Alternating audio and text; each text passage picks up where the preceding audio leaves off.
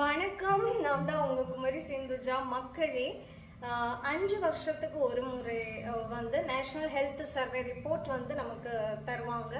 அந்த வகையில் கன்னியாகுமரி மாவட்டத்தில், அதாவது தமிழ்நாட்டில் இருக்கக்கூடிய மாவட்டத்திலேயே அதிக உடல் பருமன் கொண்ட மக்களாக இருக்கக்கூடியது நம்ம மாவட்டத்தில் தான்.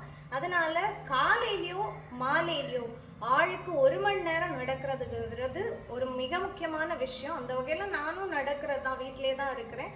அதனால ஈவினிங் நேரங்கள்லையோ இல்லை காலை நேரங்கள்லையோ நடப்பேன். பொதுவாக நான் நடக்கிறதுக்கு ஒரு இடம் ஃபிக்ஸ் பண்ணி போகிறது ஏஆர் கேம்ப்னு சொல்லிட்டு, அங்கே எப்படி இருக்கும் அப்படிங்கிற எல்லாத்தையுமே உங்களுக்கு நான் காட்டுறேன் இந்த வீடியோவில். வாங்க.